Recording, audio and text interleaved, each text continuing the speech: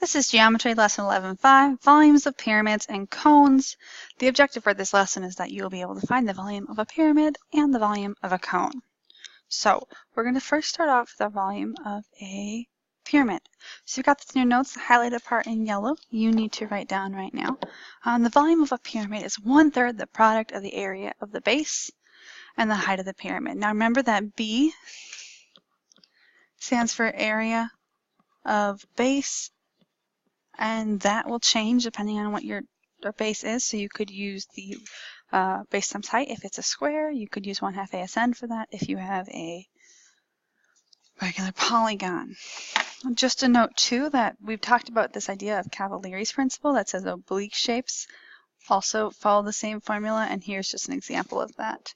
If I'm looking at this oblique pyramid, you can see it still has a square base like a regular pyramid, and it still has that height, and so those are still what I would use to find the volume. Okay, we're going to start with finding the volume of this building of the Louvre in Paris, France. So the entrance to the Louvre Museum in Paris, France is a square pyramid with a height of 21.64 meters. What is the approximate volume of the Louvre pyramid? So I always start with base. So I start with the base. I can see I added a measurement in here for you of 35.4 because it's kind of hard to read that. But those are the dimensions of this square base. So I go 35.4 times 35.4. And I should get a base area of 1,253.16. Okay. Now my volume is 1/3 my base area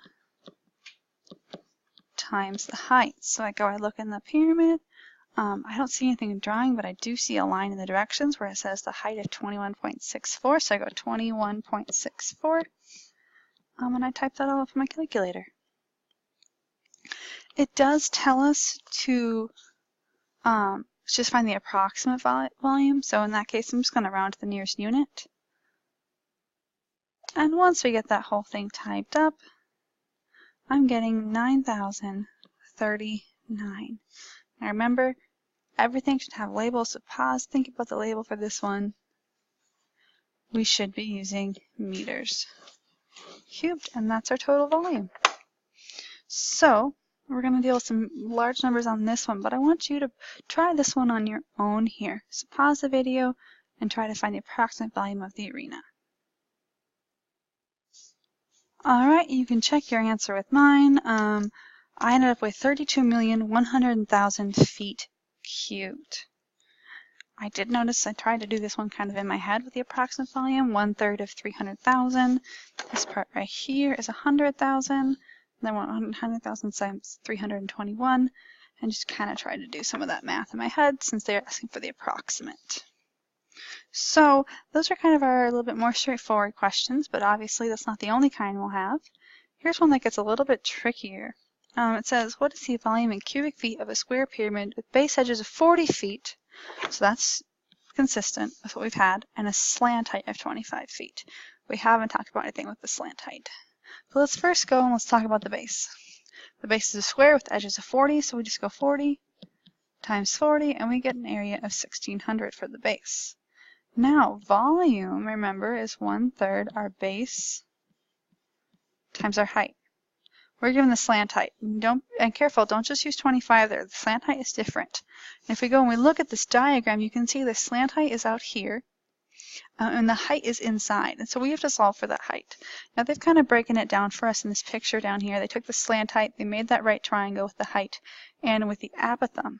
Now the apothem, when it's a square base, it's just half the side length of the base, which is 20. So you've got this little triangle right there.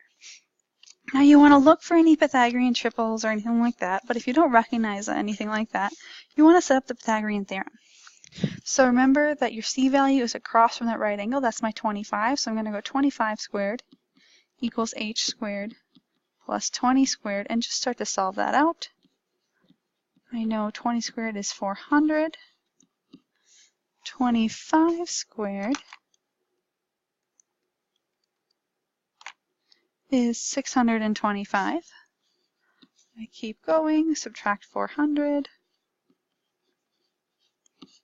H squared equals 225. You might recognize that as a perfect square now. I take my square root, and I am getting h to be 15. So if I go back up, I've got my height, it's now 15. I can use that in my volume formula. If you notice with the 25 and the 20, those are multiples of 4 and 5, and 15 is a multiple of 3. So this is a multiple of the 3, 4, 5 triangle, which if you had noticed at the beginning, would have saved you all this work right here. Now I come back to my volume formula, it's all set to go, type it all up.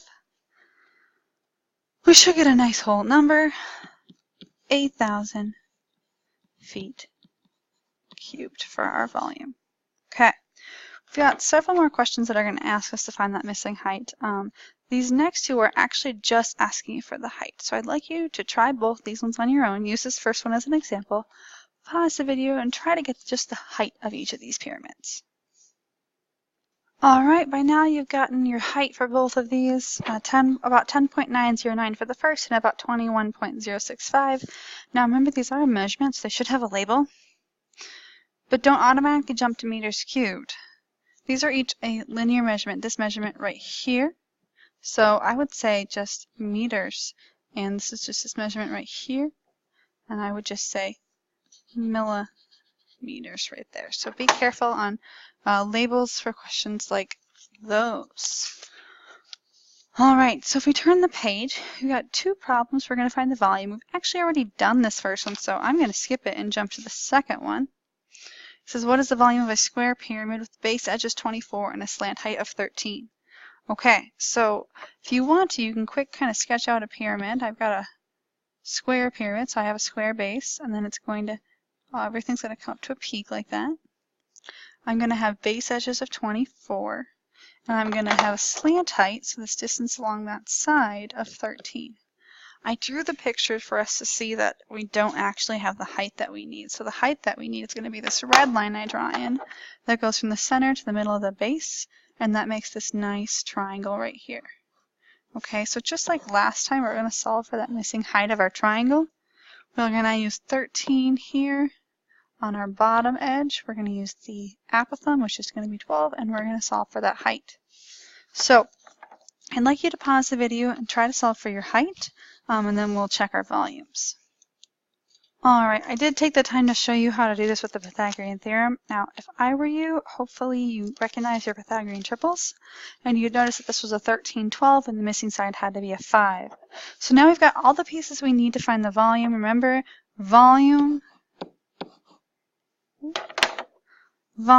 is 1/3 our base area times our height.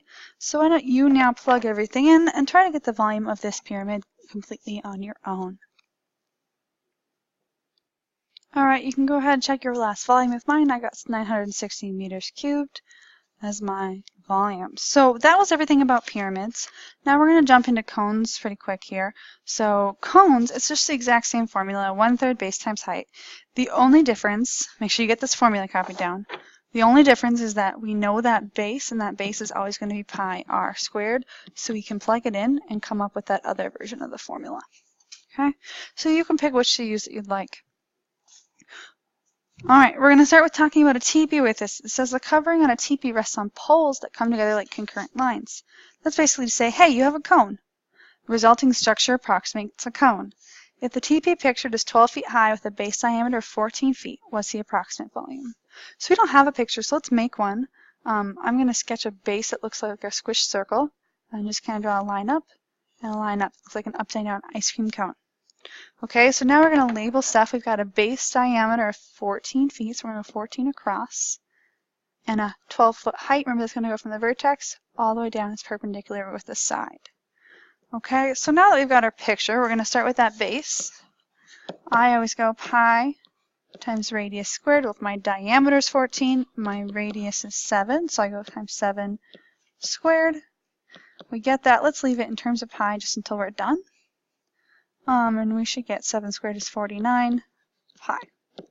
Now we're ready to plug everything into our volume. It's 1/3 our base area that we just got times our height. We go, look, we were told that height was 12. Now is the time where we're going to use the pi button. Type it all up on your calculator. Since we're going approximate, let's round to the nearest unit. And we should be getting something close to 616 feet cubed. Okay. I'm going to change the directions on this next one a little bit. It says on the board it says the dimensions here. On your paper it says the height. Will you cross your height off and change the dimensions?